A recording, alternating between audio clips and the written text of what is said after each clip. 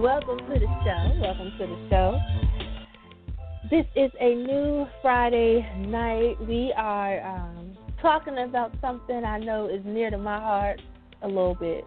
It's near to my co-host T's part and JT as well. You know, we're talking about marriage, dating, intermarriage, and then all of the stuff in there as well. So tonight's topic is I do, I don't know. And tonight's topic focuses on, people want to get married nowadays, or what are the fears that people have in getting married. And, nowadays it seems like people get married for the wedding versus the relationship. You got ultimatums, you got deadlines, you got clocks ticking, you got all of that going on. So tonight, that is the topic. We have special guests. Oh, I so love this song, T. I'm rocking with this. Okay. That threw me off real quick. It's those songs that just touch your heart. I thought it was appropriate for tonight. Yes. Common just does something to my soul real quick. But we have special guest author, relationship coach, dating expert, relationship expert, all of that. His name is Spry. He also is Mr. XKlusive Thoughts. He's joining us later on in the show. He wrote a book called Teach Me How to Love. And the part 2 is coming out as well, Teach Me How to Love 2 as well. So he's going to be joining us as well as JT with the NFL Week 1 wrap-up. The regular season is here. I'm happy. I'm happy with this week. Yes, I'm so happy with this week. Me too, man. I am as well, and it was a good, entertaining first week of football, and I know he is hyped and ready to dive in as well. You know how to connect with the show. For all of my listeners that tune in every week, thank you for listening to us. Call-in number is 347-934-0949. Follow me on Twitter, Justmisslee, as well as Instagram. It's Justmisslee. And, Facebook, Miss Lee, all of that. Rock with us. I'm going to do some Facebook Live tonight as well. So for all of you that is on my personal Facebook page, I'm going to be on there tonight, Getting married is a big thing, T. It's a big thing.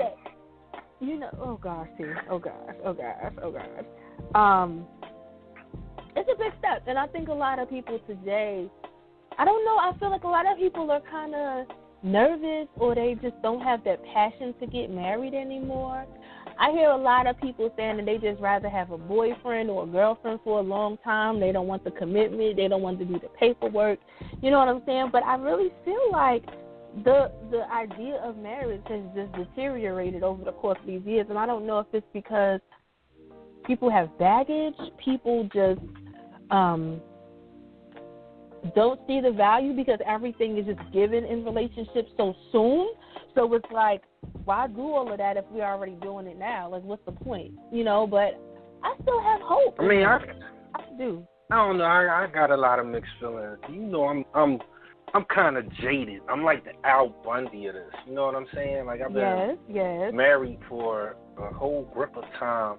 You know what I'm saying? Right. And my marriage hasn't necessarily been the greatest for all of the time that I've been married. But again, those vows say for better or for worse. Right. But then, so sometimes it's better, sometimes it's worse. And I mean, at the end of the day, though, each person got to evaluate what is it that you are really getting married for. Like, what does marriage mean to you? You know what I'm saying? Because, like, when you look at it from an anthropological viewpoint, marriage was, I don't know, like, it was one of those things done for protection of the family name, family property rights. Because, back in the days, women wasn't, always considered, full citizen. Like I said last week, I know you're not going to like it. I'm going to say it again. Oh, boy. Oh, it's a man's world. Oh, boy. It's a man's world. And back then, you know, women were kind of considered property. You know what I mean? Because this is true. When you went to get married, you had to come with a dowry for you had to pay the pop for the right to have his daughter. You know what I'm saying?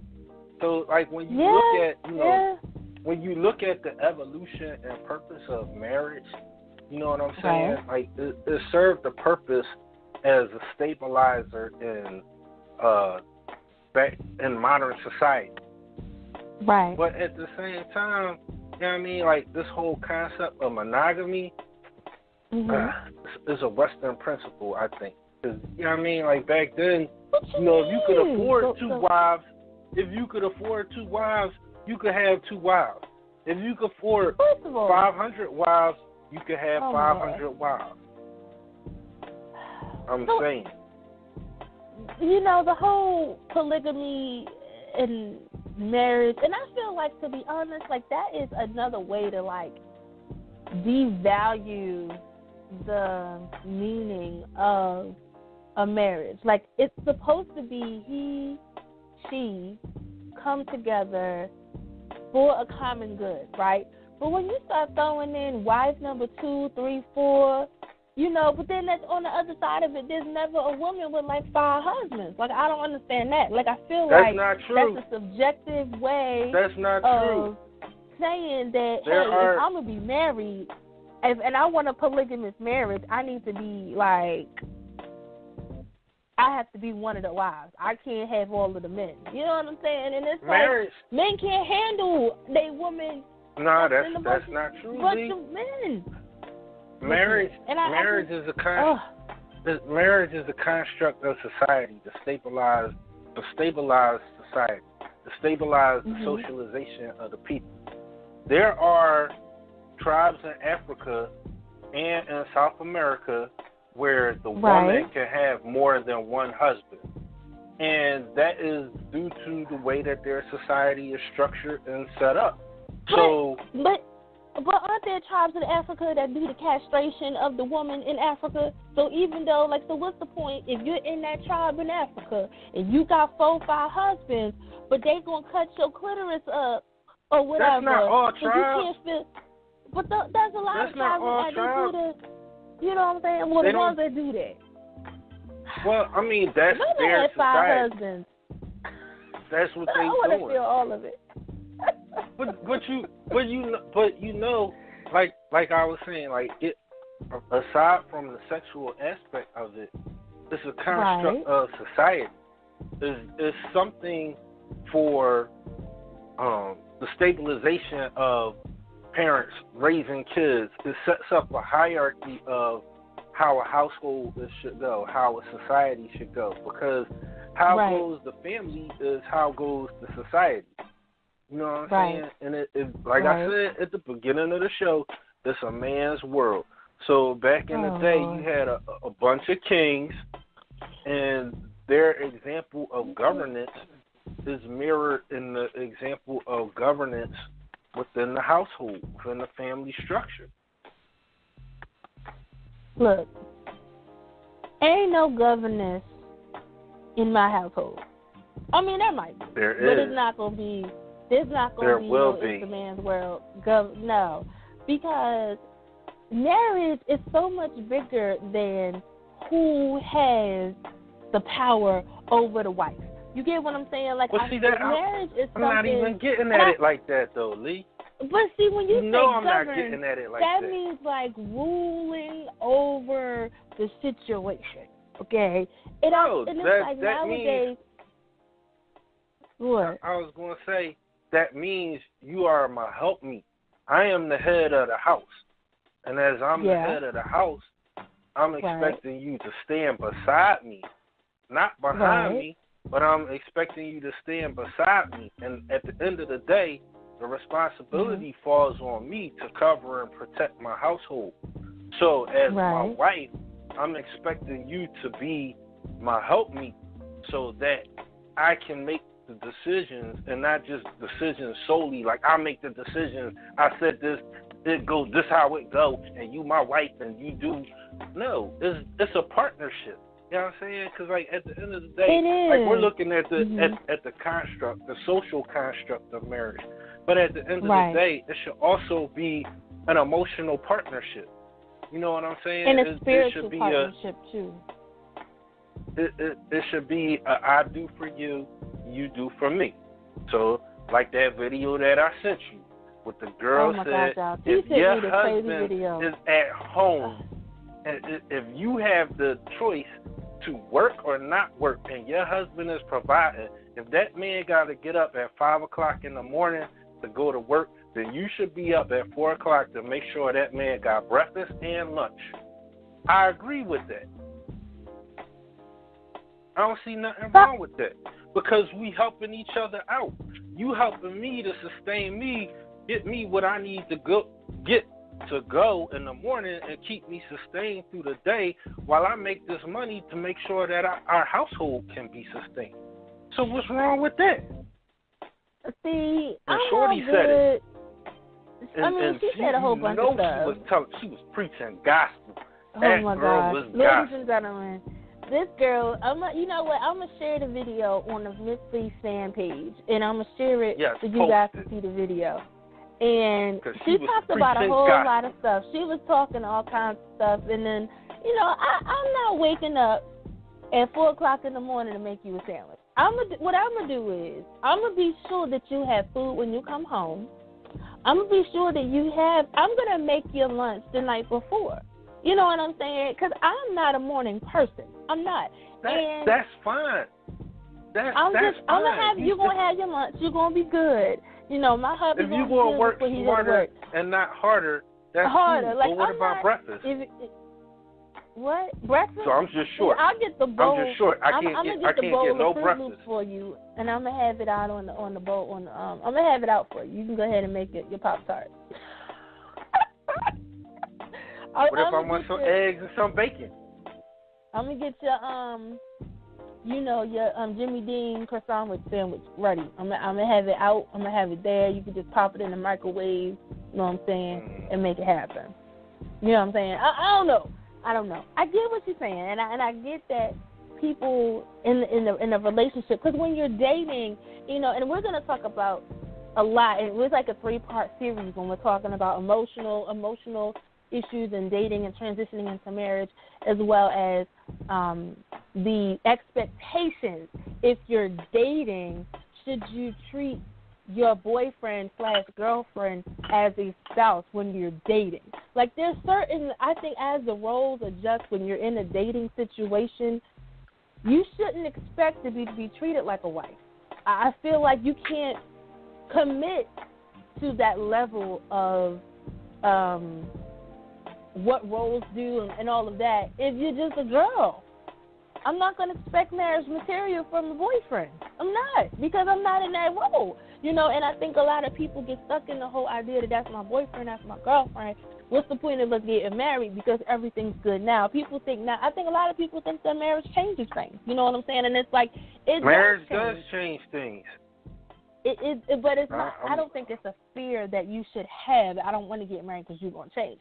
If you think your person going to change for the worse, then you shouldn't be dating them to begin with. You get what I'm saying? Like, you just shouldn't. And I think it's just crazy how some people are like, oh, I don't ever want to get married. But then it's like deep down inside, I know that they do. When people say that, I just look at them like, you know you want to get married. Because when you're old and your teeth don't fell out and you want somebody there. You don't want to be by yourself. Not everybody, because some people just don't like people. They want what they want, and they not people that should be with people. Because it's like, why you want to be with somebody when you going to wake up and like, I don't even know how you got here. I don't even know how we hooked up in the first place. You get on my damn nerves. Why you want to be like that? If you know that's your personality, like, I just want to get my boom boom bang on when I want to get my boom boom bang on, and you know, I want to live my life for me. I don't want to have to be responsible for nobody else. I don't need to answer to nobody else. I don't want to answer to nobody else. You do what you do. I think that's a cop-out. I think that's a cop-out. I don't think that's your real life. When you need company, you could go to the YMCA. I think that's a cop-out. That's all I'm saying. People, you are not meant to be by yourself. Eve was made for Adam. You don't have to be by yourself. You don't have to be by yourself. Eve was made as a companion and a unit for Adam. She was made from him to be a part of him so they can be like one. So not everybody believes that. Look, when you about 80 years old, you ain't got no teeth in your mouth, and you can't get out the bed because your Depends diaper done fell off and your leg done cramped up, you gonna wish you had somebody on the other side of their bed to help your little dirty behind to go to the nurse. Nurse. It's like you my behind know is you want somebody. Nurse. You know you want somebody. You know what I'm saying? People, I think they say that because they're afraid. You want somebody, and there's a lot of you fear. Born alone, you die alone. True or false? Born alone, die alone. But I still what? got that rib. I got that rib. That person, you're like, oh, I love her, and then when they die, you be all sad. Like, oh man, they died. Are you gonna start over again? I mean, I'm kind of being serious. Some people don't. And they say people that are, really, really in love like that, usually die within months of one another. Right. You know what I'm saying? But See, I mean, it's a package deal. That's a. I'm sorry, but I'm not dying after my wife dies. You don't know when you're gonna die. You don't know. I'm not dying from a broken heart. I mean, I'm not dying from a broken heart. No, I'm not. You might die of a broken heart. Your wife might pass away when she's about 97 years old, and the way marriage is going, oh my God, my baby just died. My Depends done fell off, and I need my spouse there, so I'm gonna go ahead and kick the bucket so I could be with her on the other side, and you could be singing "See You at the Crossroads." You know what I'm saying? Nope. And then it's gonna be like when I get to the other side. I think I'm going to go first because marriage is killing me. Oh, my goodness. Oh, gosh. You know what I also wonder about, and I know the listeners are also wondering. Shout out to everybody on the Facebook Live. Hey, y'all. We have this independent mentality, right? You have women who feel as if they are the breadwinner. They are the ruler of the house. They're the ones that make the decisions. And a lot of men don't have that, I don't want to say confidence, but they're not on that same level as women who take on this role, and they're in relationships. And it's like women who know that they're independent, they still but give these ultimatums like, I need to get married, but the guy's like, I don't know about all of that. You know what I'm saying? And it's like they pressure, and then all of a sudden it's like you're marrying somebody who you were kind of threatened to get into. You know what I'm saying? Into the marriage. And it's like, I don't think you can be so strong-minded, independent, and then still expect to have a partner in marriage. Like, if you go into a relationship as the bull in it, how you expect that other person to really thrive and be their own person? It can only be one man in a relationship. It can only be one man in a relationship. That's true. And I mean, like, at the end of the day, like, and that's the disparity. And I guess that's the problem that people have with dating these days, is finding someone that's on their level, or finding someone that truly fits with their personality type. Because at that point, a woman that's like that, if she doesn't want a strong man, she could go to the YMCA and pick up a dude. You know what I mean? Not the YMCA.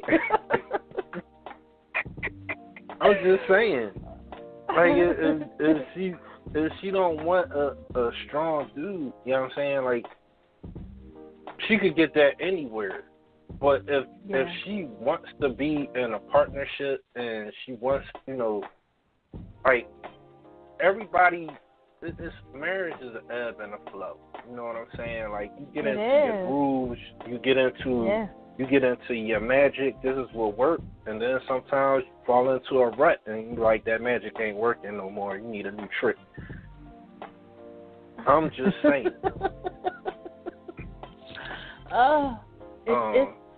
That's the whole thing with dating. You know what I mean? Like, unfortunately, I've never really experienced adult dating in the way that I would want to have experienced. You know what I'm saying? Adult dating is like a full-time job that you can never quit, but you hope for a new job opportunity, but you stuck in the contract that you just can't get out of until someone breaks you free. I don't know. I think I'd lose my mind if I was out there. There's so many beautiful women out there that's saying, I want a man that's going to take care of me, and I'll be that dude. I'm going to take care of you. I'm going to make it feel good, Billy Ray. You know what? Here you go with my football. So, there's women out there that say that they want a man, but in real life, they're not ready to handle what they're asking for. Like, I know so many women out there that's beautiful, that's educated, that's have good hearts, but they have these horrible personality traits, and they're so stuck in their ways that the fact that they have these flaws that they don't recognize that is an opportunity for them, they shoot themselves in the foot, and they never move on to find what they really want. And then I know women that find little things wrong with every man that they talk to or deal with, that they end up chasing everybody away, and then they're like, dang, or they think, oh, well, I'm beautiful and I want to make you my man and I want you to choose me. So it's like they give their body to these people and they don't even realize that this person ain't even worth your time. And it's like there's a big loss of value. There's a big loss of understanding your worth. And people are really in a glass bubble that they don't really understand. Like, you're fragile. However, you're not perfect. You're not perfect. All glasses have dents and it gets smudged, it gets dirty. You got to clean it off. You got to put some maintenance to it. And it's like it blows my mind that you have so many great candidates on paper, but when you start reading the book of those pages, you just be like, yo, you are a screwed up person, and I wish I never dealt with you. And it's crazy. So even though for someone that's in a marriage or is in a long-term relationship and you look at it like, dang, if I was single, I would just love it. Yo, it's so many crazy people out there, yo. It's just insane. Be thankful that you got one crazy person to deal with in 100. I don't know. Like I would say, before you make that decision of do you get married, I think the question that you need to ask yourself is how well do you know yourself? Yo, I think people are strangers in the mirror. I think everyone prior to getting married should have a pretty solid understanding and foundation of who they are as a person and what makes them tick, what they bring to the table, what are their flaws. Mm-hmm. If you've never really seriously looked at yourself, and have evaluated yourself or analyzed yourself, then I don't think you're ready to get married because you're inviting someone else into you to discover you, to be a part of you and be a part of your world. All your crazy. If you don't understand your own world, then you are handicapped in terms of dealing with all of this that's somebody else. You know what I'm saying? Like if you don't understand that I get married, I get mad over XYZ because of XYZ, and this person might happen to do XYZ, and you don't know how to mesh that because everything becomes a fight. A lot of times people get married off of that, that feeling.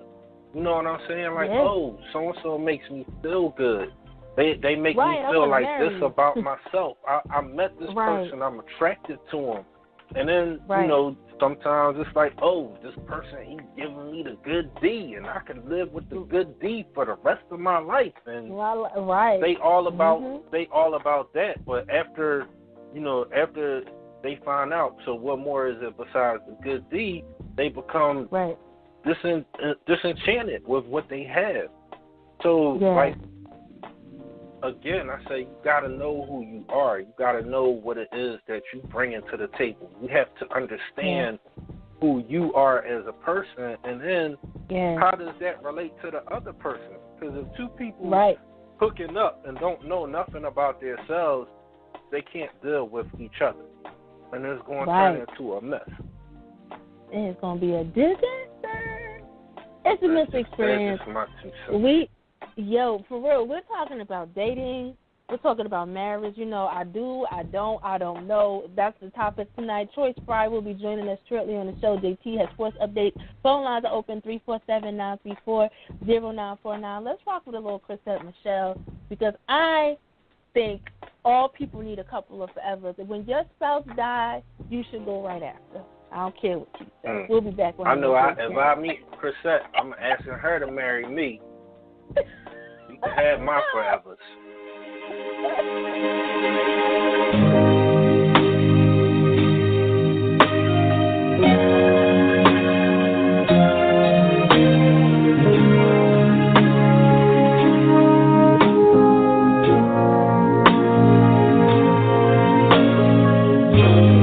I see it clear, my heart is here.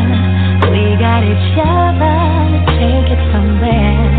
If I could, I'd love you forever and time. What we've been through, no one else knows. 'Cause all that matters is how far this goes. And it will go until it starts again. And you are just like armor. Nothing can stop love from loving on love.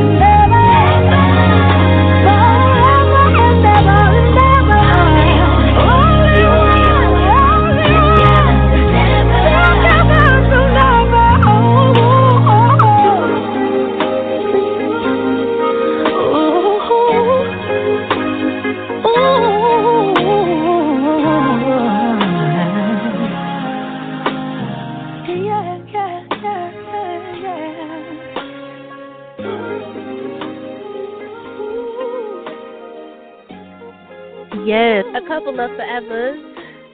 Chrisette Michelle. Tonight's topic on the Mystery Experience is I do, I don't know. And I think that's where the world is. These are the three answers to the question about marriage that people have. So we're talking about that tonight on the show. I also posted a couple questions on my Facebook page. One question was, what do you think people should know or realize about themselves before getting married? Katia said, if either wants kids and do they believe in God? Amen. Praise the Lord. I think that's a great thing to understand and realize. And then I posted another question. Do people want to get married in 2016? And Chanel says, someday I do. So I think it's the whole one day, someday, maybe, possibly, when it happens, I'm there for it. That's what we're talking about tonight on the show. And as I mentioned earlier in the show, that we have a very special guest. He is a long-term friend of mine, rocking out the South, making all kinds of wonderful connections happen and conversations happen and cultivating and help coaching and molding and helping people realize the essence of their marriage and their relationships and what people think and how they jump into dating and building those nice, healthy relationships. He is also an author. Teach Me How to Love is his book. It's available. Go get it. It's dope. Just buy it because I said so, and he's going to say it too. And he's a Kappa. I mean, that's just what it is. Welcome to the show, XKlusive Thoughts, Spry. What's going on? Yo. Yo to the bros out there. Hey, man, what's going on? Shout out to you for having me on again. I'm happy to be back. Yes, a long-term friend, of course, with Stilettos and Combos, now with the Mystery Experience. It's been a minute. You've been working, yo. You've been working. Grinding it out, man. Grinding it out. That's what I'm doing. Trying to be great out here. Yes, man. And I know that this topic is something that you hear and talking to people all the time. Do people want to get married? Do they not want to get married? Are there people against it? Is it like, I don't know, I'm just going with the wind? Like, how do you talk to someone that is just confused, they're not sure, they're with somebody who might not have that as a thought, but they want it, but they're kind of bending to what the person they're with wants? Like, how do you deal with that with somebody? Oh, man, what I try to do is get to the root of it, right? Because what I realize with a lot of people is a human need is companionship, right? I mean, we all desire companionship. We all desire to matter to somebody else, right? Or we desire love. But what happens is a lot of it's rooted in fear. You know, I find that out over and over and over again. It's really not that people don't desire to be in a relationship. What it is that they fear what will happen once they get in it. And a lot of that's because of what's being put out in the media, what stories they hear from their friends. People are always talking about the divorce rate. There's all kind of things that just play into your mind. And so for a lot of people, it's just fear. But what I've learned as well is when I get people alone, and this comes to guys too, I mean, all of them, they start asking me these little questions, right, about marriage and stuff. And it's because they want it. I mean, I see so many people that want it. They just don't know, number one, how to get it. Or number two, they just don't know what to expect when they get into it. Yeah. And, you know, when that whole expectation, and I posted this on my Twitter and my Facebook about a couple of days ago, it was expectations and standards are two different things. And one's communicated and one is not.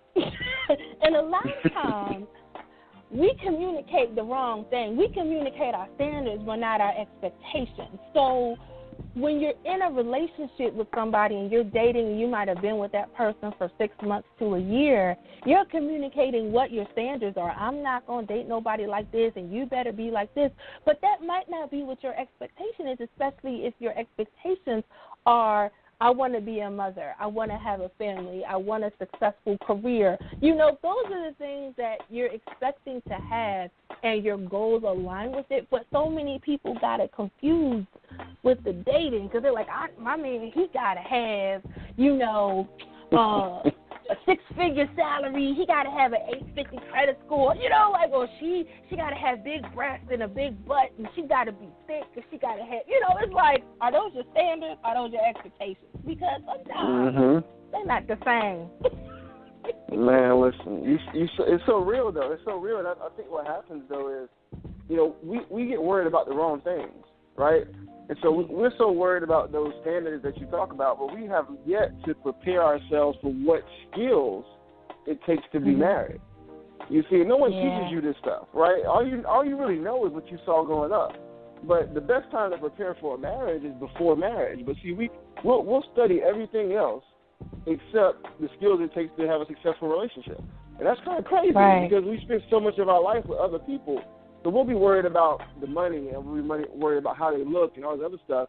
But what we're not worried about is how do we communicate? What's conflict resolution look like? How do we prepare for marriage? How do we parent when we have kids? You know, they don't. Yeah. No one talks about that stuff. We just want to talk about the stuff that looks good on Facebook. You know what I mean? Swipe into the left. Yeah, but I think a lot of that is due to, you know, a lot of self-centeredness. Like, a lot of people get so caught up in who they are without realizing that they really don't know who they are. You know what I'm saying? It's like, you know, a lot of people say, you know, they come to the table thinking, I'm bringing XYZ to the table. You should be happy to have me because I bring XYZ to the table. Why aren't you doing all of these things that you should be doing because I have XYZ? Why aren't you recognizing that I bring XYZ? And then it ends up in a bitter divorce. And I hear, you know, so many people, and sometimes it's women that have been married and divorced, and they just like, oh, he just didn't know that he had a good thing and he didn't know how to treat a good thing. But then when I talk to him further, it's like, babe, you don't even know yourself. You talk about all this good thing that you are, but you don't recognize the flaws that you had. You could have been a good thing, but you was a nag. And don't no man want to be with a nag. Period. Man, listen. I think you just said a mouthful, man. You just said a mouthful because let me tell you something, man. People don't understand that you can't be what makes you good independently doesn't make you great interdependently, right? And so a relationship is an interdependent relationship. It's not an independent one. So what we do is we have all our accolades and the money we make and the cars we drive and, you know, and all these degrees I got. But the problem is that doesn't make you a great mate. You see, I hear so many women come to me all the time talking about, well, I got my own house, my own car, my own this, my own that. I should be a first-round draft pick. Well, that don't make you a first-round draft pick to be a wife, though, because that takes a whole other set of skills. You know how to make spaghetti. That's key. You know what that makes you? You know what that makes you, Ms. Lee? It makes you an adult. That's all it makes you. Yes. And you'd be surprised how many grown people don't even have that, and they're not even adults, but they have other qualities. But it's like, yeah, you have all of this, but it's like, do you understand how what you value? Like, that's big. Like, I can accomplish, you know, the best car, the best house, the best, you know, got my Ivy League education, all of that. But if you have no social, interrelationship skills, you have no sexual skills, you don't have anything else that, like you said, that you could work with someone else, yo, that's just null and void. That's just, you're just great on paper.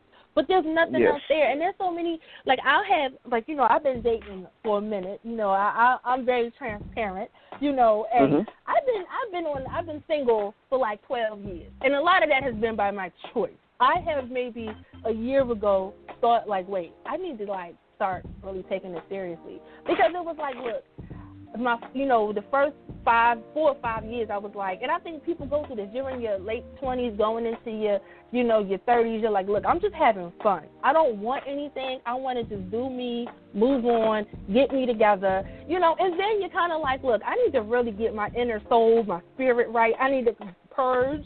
You know, you go through phases. And then when you start to transition into, I think it's time, you know, things are turning gray. My clocks are ticking. Ooh, so now I have to look at this dating thing a little bit more serious because I have things that I want to accomplish with somebody, you know, having a family and building your legacy and creating your empire, you know what I mean? And it's like, I'm a little bit picky when it comes to that, because it's like, if your values ain't where mine are, I'm not going to compromise that because you don't believe in God. That's not going to work out. Like, I can't. You know, so it's like people get stuck in this, he has to have this checklist or she has to have this checklist when they're not even in the right stage to receive what that person has to offer, you know, and it's like, it's a struggle. It's a struggle.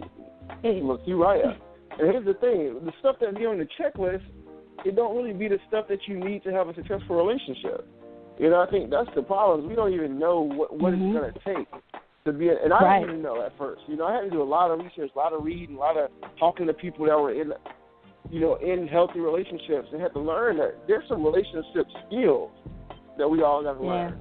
You know, but who's teaching you that? Anybody teaching you that? So, that's true. Y'all both are married, you know, and happily married, you know. And T, you've been married a lot longer than Troy. So I told you I'm like Al Bundy.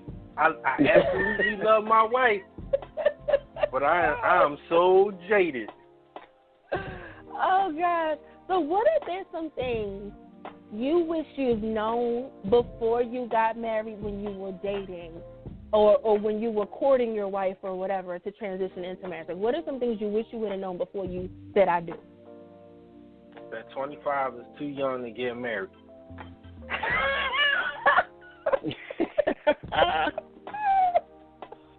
Hey, the data would prove that too, right? The data proves that. That, you know, marriage tend to last longer when you do it after the age of 27, 28.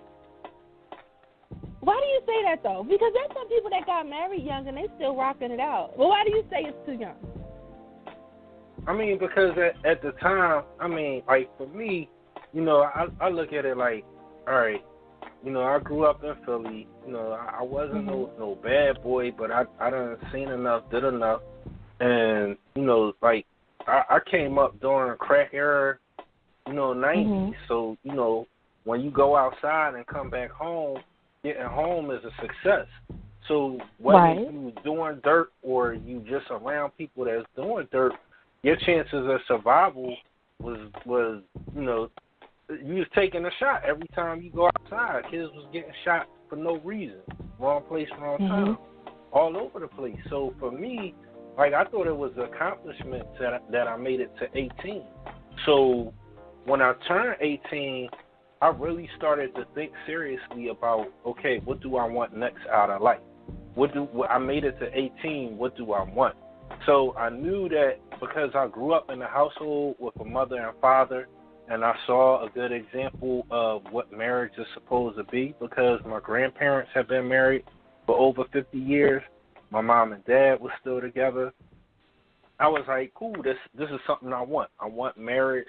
I want to raise a family. I want a career. So I had all of these things written out and stated as goals. These are goals that I want to achieve, right? I went to college. Boom, I got that goal. I knocked out college with a good GPA. Came out of school and was like, I had a career. Not a job. I had a career. I came out of school making paper. I was making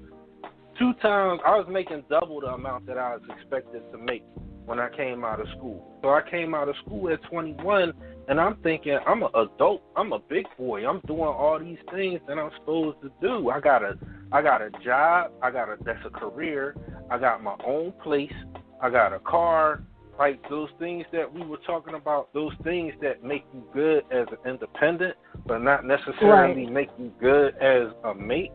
But then, you know, I had my girl that I started dating, which is now my wife, and our senior year of school, and, you know, something in me was like, oh, yeah, well, I'm going to make her my wife. And, you know, like, I kind of pushed for it. She pushed back, was like, she not ready. We broke up, had some time off, got back together.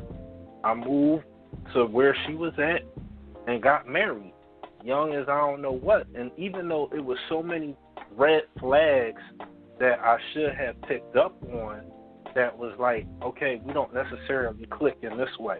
We don't necessarily click in that way.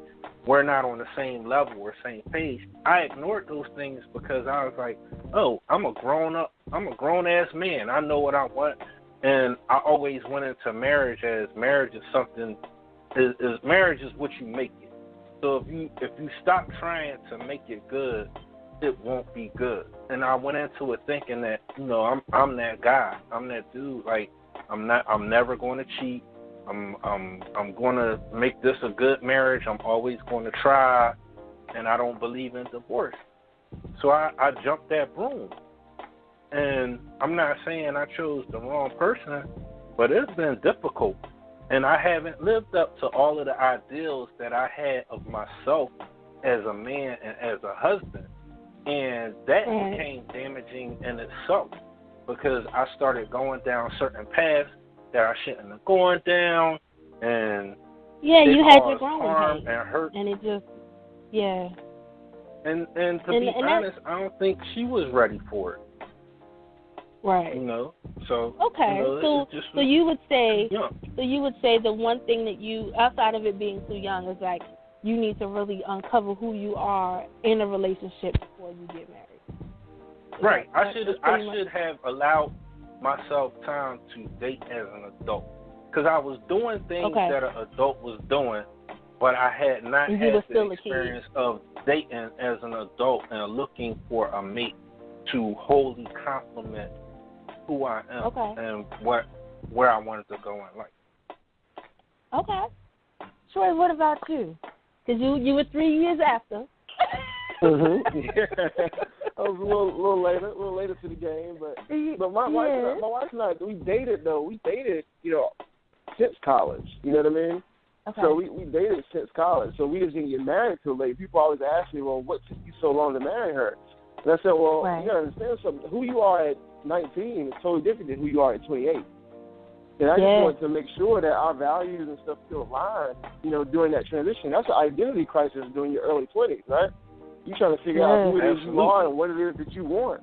And so, luckily, it all worked out, where we still shared the same values, and we still shared the same attraction to each other. We still wanted the same thing.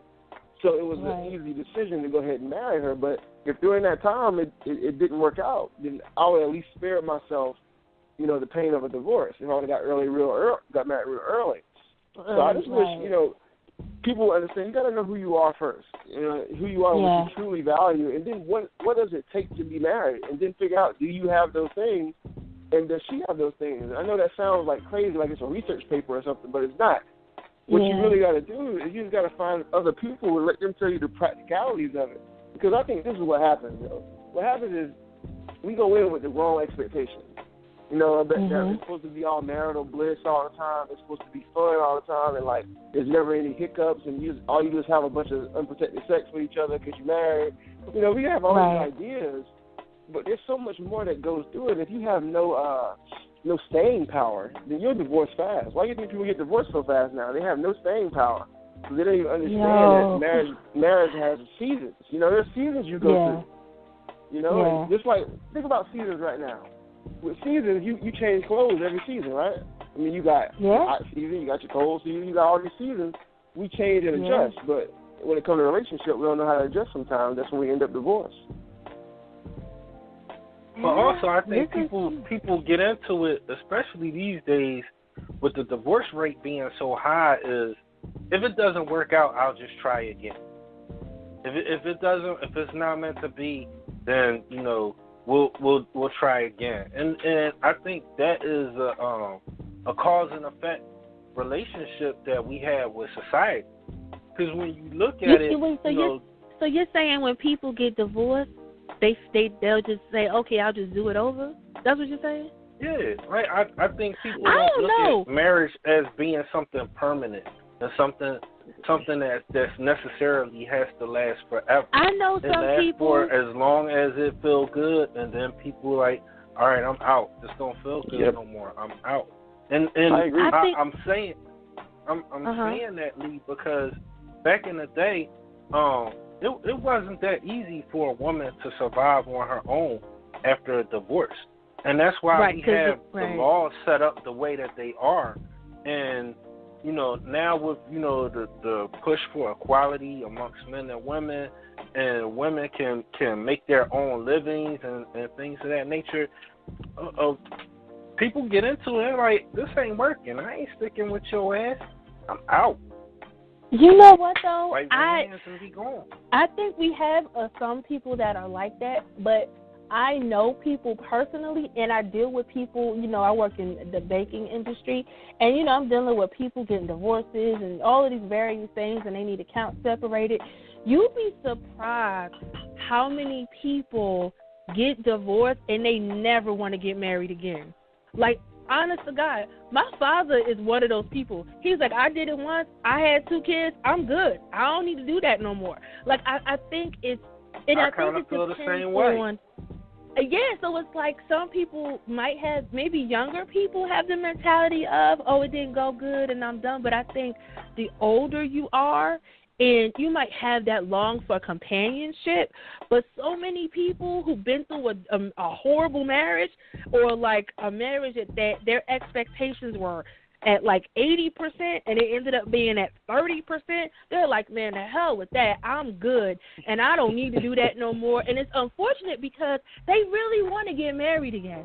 They're just so afraid of what the next outcome is going to be that they block the fact that there's somebody out there that's really for you. Don't be afraid to step out there and be vulnerable again. And it's like that last person ain't like the next person. People have so much baggage. Men too. If I got divorced, it wouldn't be that I'm afraid to get married again. Like, for me, part of it would be like, I'm going to lose my mind. I'm going to do the adult dating that I should have done prior to me getting married. And then it's going to get old, and then you're going to be like, okay, I'm over it now. It's like, that's okay. Well, you go through it. Let me have my fun. Let me go through my season, please, ma'am.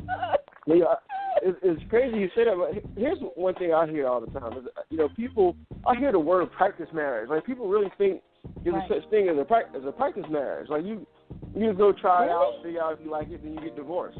If you don't like it. Really? And that whole mindset, I'm telling you, that's a mindset of some people, and that's a recipe for it not working out. And you walk in there saying, if it don't work out, then I'm done. So now you have no staying power whatsoever. But also, I think you got to look at this. Most people get married not just for the love part, but so they can build something, right? So the older you are, if you've already had those kids and you've already built that career and all that other kind of stuff, you might not desire marriage as much. You might desire the companionship, like you said. With the marriage part, you might not want. But when you're younger and you're trying to build something, then you want to try again because you actually want to build something with somebody. So I think that's why you might hear it from older people and not from younger people.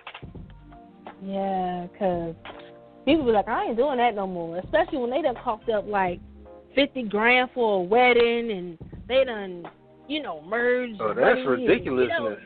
I didn't want to cough up that money the first time. Like, that's for a party? Are you kidding me? Crazy, right? Then my wife was like, if you call it a party one more time. I was like, what is a party? Like, I straight up was good with going to the justice of the peace and, and handling the business. Shoot, they could have gave that to us as a, down payment for a house. What we paid for the reception and all that, that's ridiculous, man. But now I got a little girl, and I know she won't be looking forward to, Daddy, can you pay for my wedding? And I'm be like, for a party? Hey, I got one too, bro. So I was going to say, Troy got a little one too over there. You got listen. Your book, Troy, Teach Me How to Love. I know you. Are you working on? I think you're working on a part 2, right? Are we working on a part 2? Yeah. So I did. The first one was an ebook called Teaching Me How to Love: A Man's Journey Toward and Through Marriage. That was like a small ebook. Right. But I launched Volume 2, which is Teach Me How to Love While What You Don't Know Will Hurt You. Right. Okay. And that's the book that's out right now, and I'm about to start writing another one for part 3. Okay. Okay. Yep. So it's been dope too. It's been a great experience. Yes, because and that's something too. People, in relationships and they're dating, and some think that they understand love But you understand it from your perspective and what you've been through. And everybody, you love people differently. You get the formality of it. However, I think it's important as well for people to understand that my love language is different than yours. You know, I might not be affectionate. However, I might make you a peanut butter and jelly sandwich at 12 o'clock at night. You know what I'm saying? Midnight. And be like, yeah, with the peanut butter and jelly seriously? Can a brother get a turkey and cheese? You know what I mean? You get that Smuckers and that Skippy. That's what you're getting from me, okay? You're going to love it. And the cut's going to be cut off, and it's going to be nice. And if you want it in squares, I'm going to do that for you. I'm going to do triangle. I'm going to hook it up for you. It's going to be nice. But I want a turkey and cheese. But people, don't have that love language. And then some people, I know I do, and I struggle with being vulnerable and expressing love and how, because that's a real vulnerable place when you start letting someone in, and you really have to be able to be open to receive and be vulnerable when you're married, because that person will see you at your lowest low of low. And it's hard. It's so hard. Man, listen, but it's beautiful though. I mean, that's the thing. It's hard, but it's beautiful because like I said, we all want to matter to somebody, right? And so to have someone that you can actually confide in, and someone that can be your best friend, but also your biggest supporter. I mean, I think there's beauty in that. I mean, I think that's a great thing. That's one of the things I talk about in the book, man, is that it's not really a how-to book. It's a change of mindset book. 'Cause I want people to think differently about, number one, themselves, but also about how they view marriage and dating and relationships. It's not, it's not an ideal world, but man, there's some things you can do to make it great. And so I think what you're saying is right. Like, it's hard, but it's necessary, because being vulnerable is a requirement. That's a prerequisite to love, right? I know. You gotta be open. You gotta be open. Oh, Jesus, take the wheel. I just need prayer. I'm working on it. And maybe I'm gonna tell you this though, Lee. When you're involved with someone who's afraid to be vulnerable, it causes so many more problems in that relationship, because that person is always waiting for the other shoe to drop. Because it's like it's no matter how much good you do, if that person is afraid of being vulnerable, you could be bending over backwards 2 times and contorting your life to make sure they're comfortable, but that person is always going to be waiting for that other shoe to drop. And then what happens is they going to remember the bad things, and those bad things are going to be exaggerated. Regardless of you could have been perfect for 10 years, and then on 10 years and day 1, you could have messed up, and they like, I knew it. You wasn't no good. My mama told me not to mess with no nigga like you. Yes, sir. That's so real, man. So real. That's true. And you touched on some key parts, Troy, about communication and being vulnerable and understanding, and see, like you said too, like looking in the mirror, understanding your opportunities. It really is, because so many people are so delusional about what they think their problem is, and they're not receptive either. And it's like, especially on the women's side, and I think it's there on the man's side because there's an ego that's there. But on the woman's side, we have this whole independent mindset that we think we're perfect, when we're really not as perfect as, nobody's perfect, but some women think that they are so perfect that there's nothing about them that needs to be changed, but then they want a relationship from an imperfect situation. And it's like, you can't be that way, and it's like, you got to understand, like, look, I'm a punk. Like, deep down inside, I'm a punk, and I doubt myself, or I'm this, or I'm insecure, or, and it's like, if you could share that, and I think that's where the vulnerability comes from, is you have to be able to share that with your significant other, whoever you're dating, with the hopes of transitioning over, because if you don't share it, then you find yourself like, Lord, he just don't get me. I don't understand him, and why don't he know? Let me tell you something. Vulnerability, man, will serve you up some humble pie, right? Because you gotta get over yourself. I had to do that, man. I used to be so like headstrong and thinking I knew everything. And I'm gonna tell you what, marriage will break you down and help you understand where your flaws are. Whether you want it to or not. And so. I think people got to get over themselves, quite frankly. I think that's the number one issue in a relationship is this whole pride, like this foolish pride stuff you got going on. Instead of just saying, you know what, I have some flaws that I probably need to work on, and this is how I'm going to work on them. But we think that having flaws means that something's wrong with us, and that's not it. It's not. It's right. That's not it. You just have some flaws that you got to work through. That's it. I mean, stop acting like you're supposed to be a perfect. But the problem is, social media and the stuff like this makes you feel like everything, like you're comparing, their highlight reel to your, bloopers. You see what I mean? Yeah. So that's the problem right there. It's expectations. That's why I'm glad I'm doing this 3-week series on, marriage, dating, emotions, all of that, because it's so important, and we need to preserve and have great, healthy relationships, and have, I talk about it all the time, have that unit of people around you that share those same values and that same mentality when it comes to a spiritual side, and praying for you and your marriage, and praying for us individually, and supporting and being there for the family, and, because it's so important. And still having those accountability partners that say, hey, you was real jacked up with that situation with your wife. I need you to go ahead and fix that, because think about it from where she's coming from, or think about it from where he's coming from, and and that helps us, bite our little humble pie and be like, okay, I was wrong. Let's move on. Okay, let's make up. Okay, I'm good now. Until the next argument or the next situation. But you definitely have to be willing to understand that it's not going to be perfect, like you said, and we all learn something, throughout the whole experience. It's so key. So tell everybody, Troy, how they can get the book.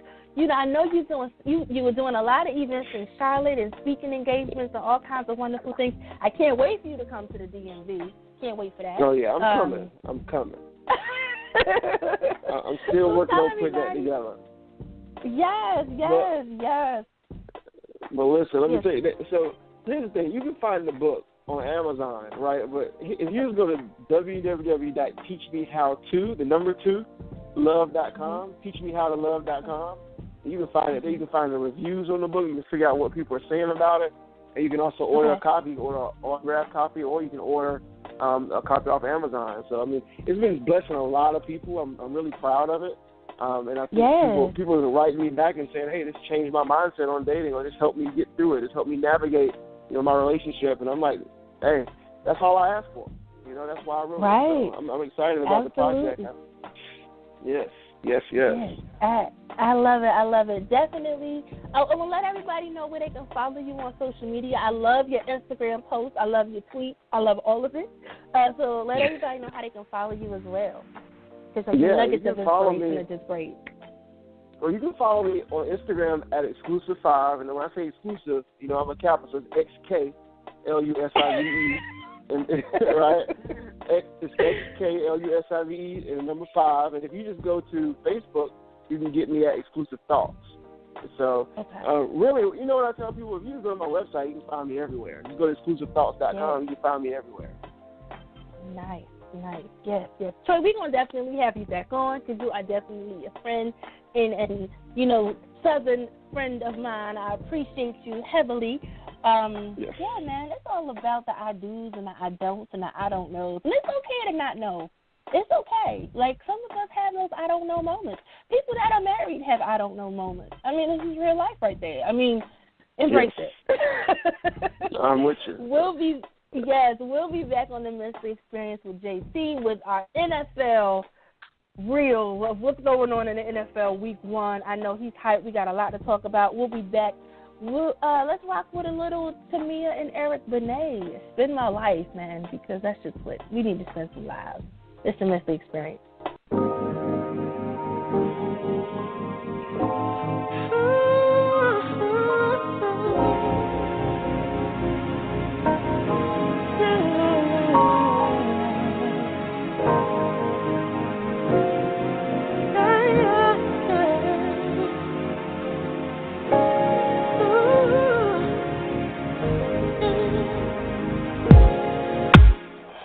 never knew such a day could come, and I never knew such a love could be inside of one. I never knew what my life was for, but now that you're here, I know for sure. I never knew till I looked in your eyes. No, babe. I wasn't complete till the day you walked into my life. And I never knew that my heart could feel so precious and pure. One love so real. Every morning, Every morning, baby. I just feel your heart beating beside me. Every night, we just feel this way together till the end of our highway.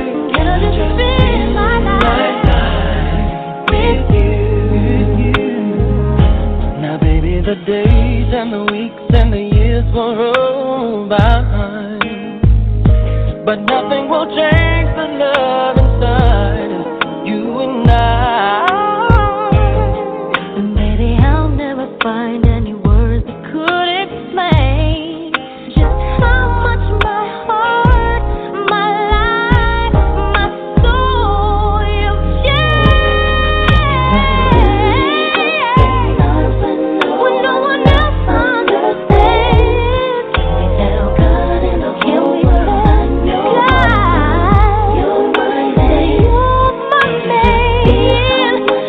How much I love you. Touch of my hand. Oh, baby, spend my life with you. No touch has ever felt so wonderful. No deeper love I've never known. I swear this love is true. Now and forever to you. Only for you.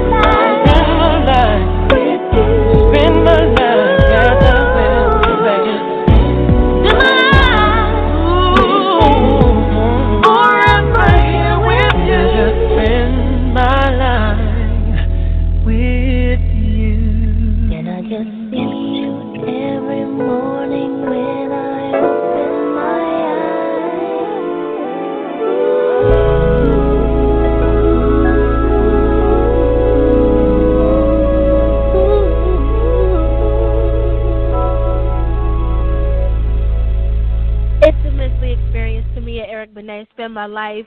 Shout out to Spry, XKlusive Thoughts for tuning in and rocking with us tonight, sharing the experience with love and relationships and all that. But as promised, it's week 1 regular season, and of course, JT is here, ready to go in. What it do? I'm ready to go right now. All week I'm ready to go. I'm going to just go right into it because my blood is boiling. I got to get this out my system. Yes, we got a lot to cover ahead. tonight. We have a lot. And I'm going to start with my Mt Rushmore for the week. Get that out of the way. Okay. And I'm diving into the first week. I'm going to start with Atlanta. I have to do Atlanta and Tampa Bay today. So I'm going to start with Atlanta. Atlanta was kind of tough. Deion, obviously, number one. Yeah. Number 2, had to put Jesse Tuggle, the linebacker, on there. I loved watching that guy as a kid. He goes on. Oh, yeah.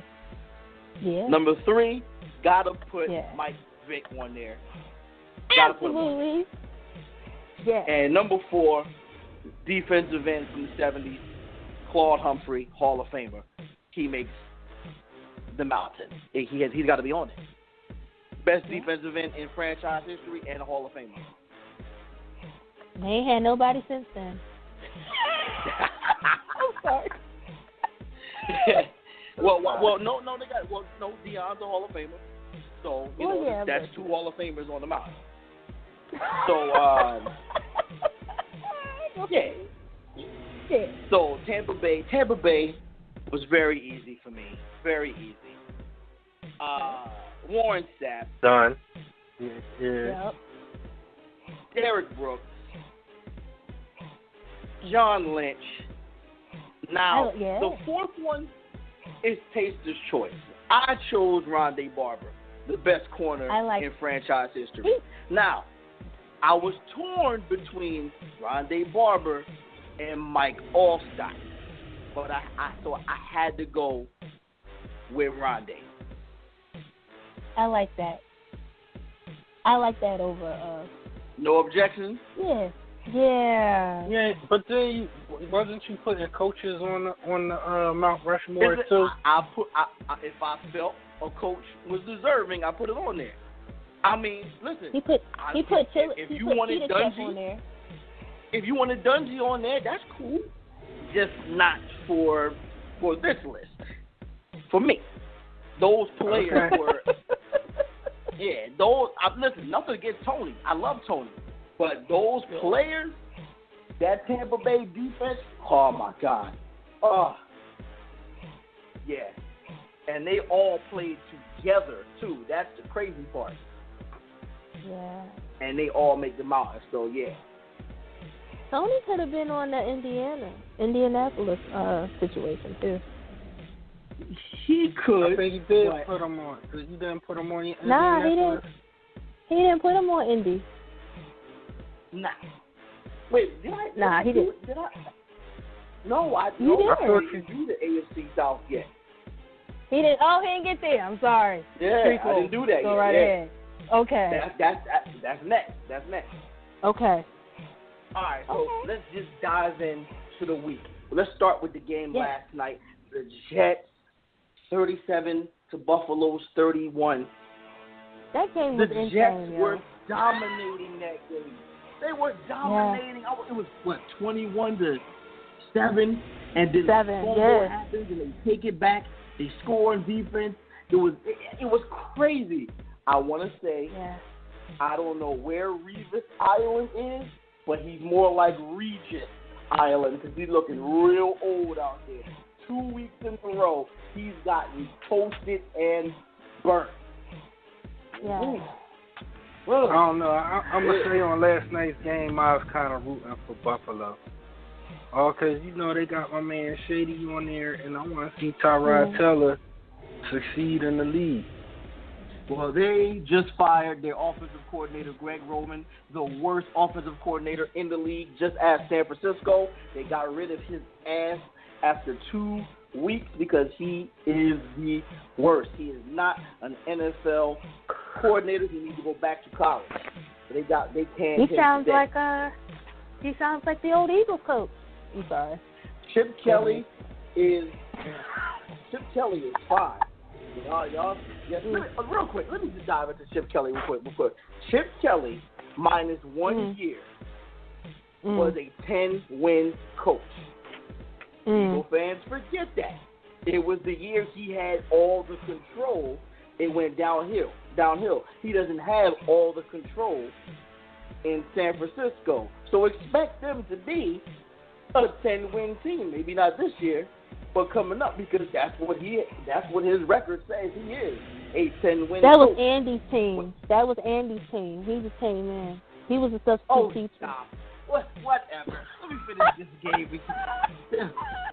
The Jets wide receivers were unstoppable. Each of them had 6 catches for over 100 yards. They dominated. And Matt Forte, a.k.a. Matt Tulane, I call him Matt Tulane because he's the greatest player ever to come from Tulane. Well, he will always be Matt Tulane to me. 3 touchdowns, 100 yards. It was great. It was great. It was great. Yeah. Great game last night. Yeah. So we got the first week. Jacksonville loses 23-27. Green Bay. I told y'all, watch out for Jacksonville. They're not playing. You did say that. You did say They're that. not playing. And they almost beat Aaron Rodgers in Green Bay. I'm telling you, watch out for these boys. Just listen, look. Blake Bortles was 24 for 39, 320 yards, 1 touchdown, 1 INT. Like, they're not playing in Jacksonville. Florida needs something good to happen. Yeah. San Diego, 27. They lose to KC, 33. That was a good game. San Diego, they lose Keenan Allen again for the year, torn ACL. I don't know what they're going to do. Not looking good for San Diego. Oakland, Jack Del Rio, the coach, gutsy call to win the game on a touchdown, a catch to Michael Crabtree. Gutsy call. I don't know if I would have made it, but gutsy call to win the game. Cincinnati beats the Jets 23-22. Regis Island gets massacred by A.J. Green. There was nothing he could do. Philadelphia win against Cleveland. Y'all. No fanfare you thought with we that. was going to lose. You thought we were going to lose. With that. You said what you say? RG3 is not a good quarterback. With that. Yeah, well, he hurt his shoulder again, or he got hurt again. And let's talk about why that idiot hurt his shoulder. For being stupid, for going out of bounds, lowering his shoulder like he's a running back to go out of bounds instead of sliding like a real quarterback is supposed to. And the idiot is probably done for the season or half of it. He is the dumbest quarterback of all time. All time. Everybody was saying how RG3 is so great. I was like, I don't see it. I never saw it. I didn't see it in Washington. I didn't see it ever. So He had the potential. I just don't believe he had the right coach. He didn't have good coaching. He didn't have good coaching. The first few years of his career, he went from coach to coach to coach. No stability. He never had. No time to develop that talent. Exactly. Now because RG3 has one of the prettiest deep balls I've ever seen. In preseason. Him and Josh Gordon, I was like, oh my God, this is going to be beautiful. But looks like we ain't going to see it. Minnesota dominates on defense, Tennessee 25-16. Oh my God, that defense was smothering. Eric Kendrick, and Barr just had a field day. Buffalo loses 7-13 to the Ravens because of Greg Roman not knowing how to coach in the NFL. Bucks 31-24 over Atlanta. Jameis Winston lights it up 23 for 32, 281 yards, 4 touchdowns, 1 INT. He's losing his mind already. Now, this was my shocker of the week. Miami loses to Seattle 10-12 because Kenny Stills drops a wide-open touchdown, and the nearest defender was 20 yards away. I couldn't believe it. Couldn't believe it. A lot of dumb mistakes. Could not believe it. Yeah. Now, the Patriots win 23-21 over the Cards. Larry Fitzgerald shows why he's a Hall of Famer and the greatest Cardinal of all time. He loses his mind. And Bill Belichick, like I said, showed why he deserves to be on my Mt Rushmore, and he's showing people that he can take any quarterback and make them great. The Pittsburgh, 38 over the Redskins, 16. That was a joke. Antonio Brown. I knew that was going to happen. That was just disrespectful. I mean, there was no need for them to even come, to be honest. Yeah, you like that. Did not look like you like that. He looked like you don't like that. I like that. Yeah, well, of course. I mean, it was like good. That. It was cool, but I just, Redskins, I don't pay because no we're attention. division rivals. Yeah, of course we like that, but he did not like that. And Antonio Brown is the best receiver in the league. I've been fighting it. Julio Jones has been my guy, but it's undeniable. I cannot deny AB is the best receiver in the league. San Francisco completely dominates Los Angeles 28-0. Offensively, it was a terrible game on both sides of the ball. San Francisco shut Todd Gurley down. Offensively, the 49ers couldn't pass the ball. They was able to run the ball a little bit. But other than that, it was a defensive slugfest on San Francisco's part. And last but not least, we have the best game of the week. God, I'm just so hyped talking about this thing. The Giants pull out I was waiting for you to get there. Against the idiot.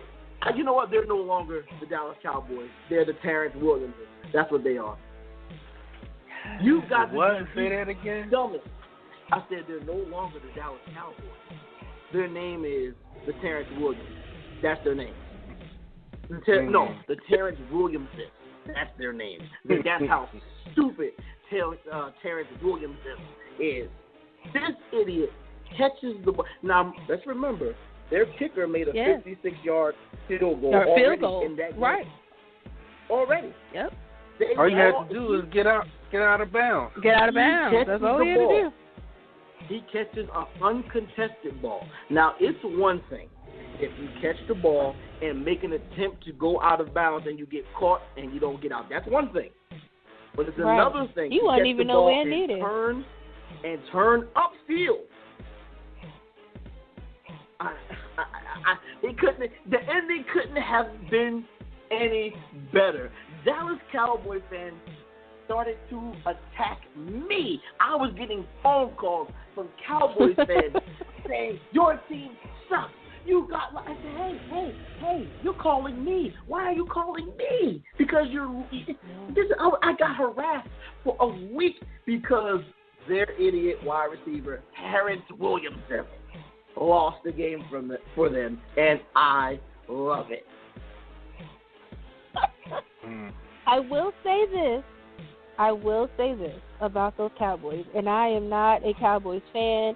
My dad is a long-time Dorset, full-blown Cowboy fan, okay? That quarterback is kind of good with his situation. Now, if the rest of the team can catch up to him, and I looked at all of the rookie quarterbacks, not only Carson. I looked at all of them, because I was just all over my NFL channels on Sunday and Monday and Thursday. But his completions, his accuracy, and dummy was dropping the ball all over the damn game. I was like, are you really dude, really? But he's something. And if the rest of the team catch up to his skill, they might be kind of serious to worry about. I'm just going to say Here's that. The thing I will say also, too, the Giants' defense, it took them a minute to get it together, though. But when they got it together, they had it together. It wasn't out the gate together. It wasn't. No, this is how I saw it. Remember, Dak Prescott has the privilege of being behind the best offensive line in the league. Okay? Yeah. That's number one. He had a lot of sit-back time, too. He had a lot of sit-back time. The first half, he definitely had time. But Dallas wasn't running anywhere. Zeke Elliott was getting nothing. Yeah. Mount Morris was able to, punch us in the mouth a little bit. But overall, the run game got nowhere.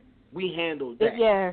But the crazy part about it is, it's just like a game of Madden.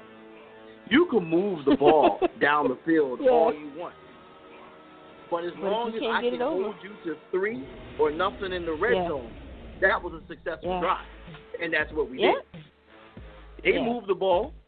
They got to the red zone. They kicked the field goal. I'll take that. That's something that the Giants were not able to do last year. Last year, that was a guaranteed 7 for the opposing team. Yeah, it was. That's true. So there was improvement.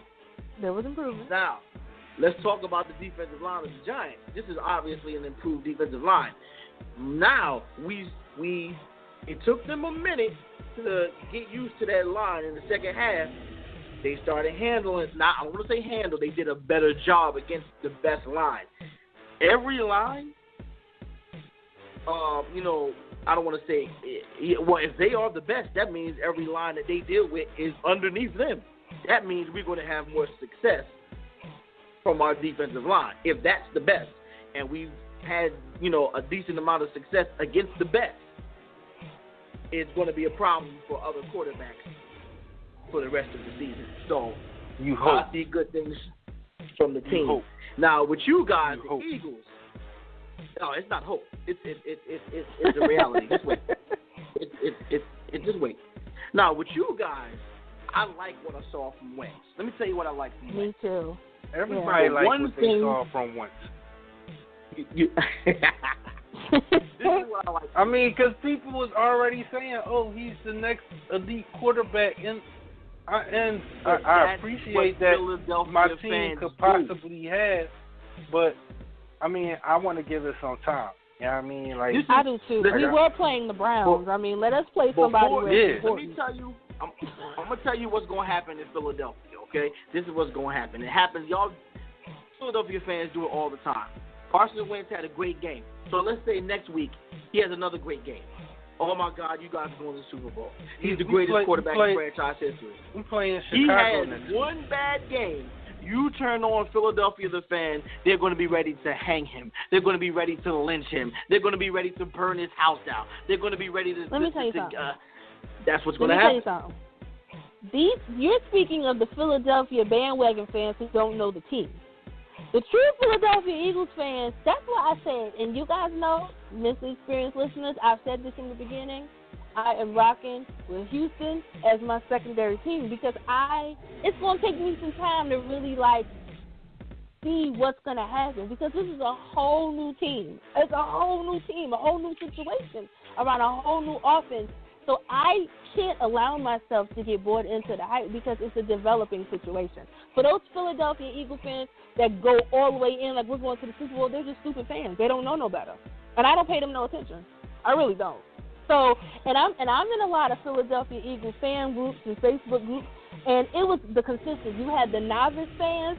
Oh, he's great. He's this. Go ahead. Look. And the regular ones, and I was commenting. Let's wait till we play the Cowboys. Let's wait till we play our division. Let's wait till we play Arizona. Let's wait till when we play a team that is that consistently. I want to play an elite team. I want to see what he do with an elite team. Let us play like the Ravens. Let us play. Let us play somebody that we really got the shape for. And then I'm gonna be like, all right, we got something here. I'm not gonna say that right now. I'm just, and I think all team fans should be that way. Like he looked good. I was like, all right, go ahead with it. But again, it was his first game. There were mistakes. There were opportunities on both sides of the ball. But again, we were playing the Browns. I can't expect but no much. But I was excited. And that's just me being a real optimistic, neutral fan.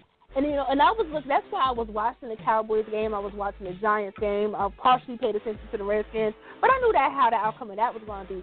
But we all know in the Northeast Division, it's between the Cowboys, the Giants, and the Eagles.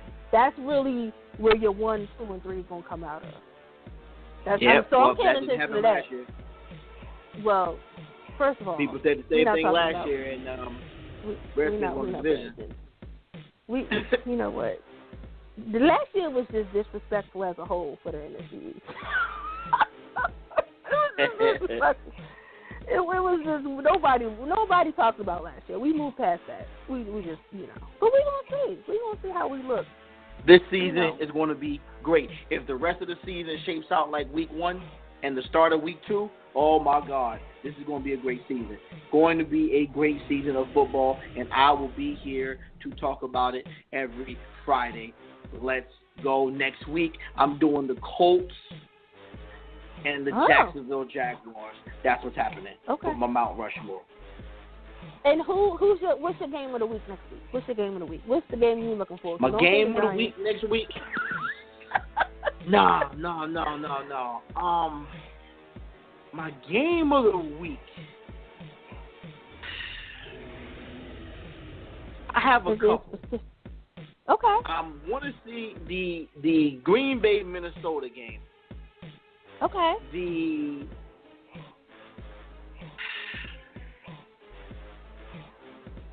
San Francisco Carolina game is intriguing me, and I'll tell you why.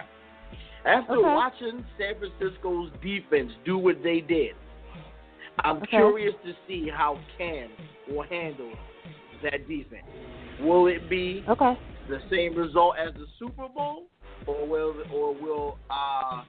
they have, will they work through it? Because what I'm seeing from that San Francisco defense is starting to look like that defense from a couple years ago all over again. And I want to see if Cam can handle that. Offensively,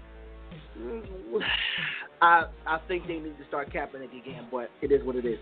And the third game of I'm intrigued about is the what is it? I'm trying to think of the schedule in my head.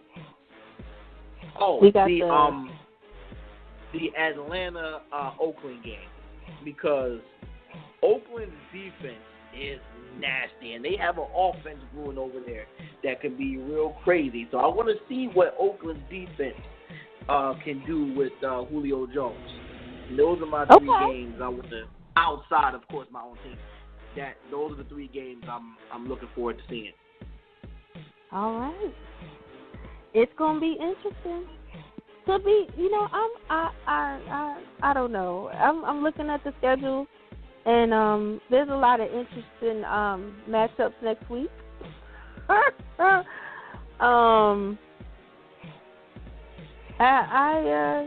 for some strange reason, I'm kind of intrigued by the where is it? I'm looking at it. Where did it go? I don't know, the Dolphins and the Patriots. I'm curious about that. I don't know why, but something's kind of, I don't know. I have an honorable mention game, and it's actually your game. Okay. The Chicago-Philly game, because I want to see. Lord. Yes. Because Chicago's building a pass rush over there, and their first-round pick, Leonard Floyd, my God, comes off the edge. Something serious. So I want to see what Wentz does. And that's a Monday night game. We're going to see. I want to see what Wentz does against this pass rush, because this is what I was saying. I didn't get a chance to say it. This is one good thing about Wentz that I really love. He's patient. He will stand in the pocket and take the hit to deliver the ball. But that's also a bad thing about him, because he's got to get rid of that ball. So I foresee. Now, this is me speaking objectively here, not my hate for the Eagles. He's got to get rid of that ball a lot faster. Otherwise, if he keeps taking those hits, he's going to get hurt again. So that's like a flip of the coin. It's a good thing and a bad thing. And I said this to you too, JT, when I was texting you, ladies and gentlemen, and I was saying this. I was like, he looked good for his first professional game.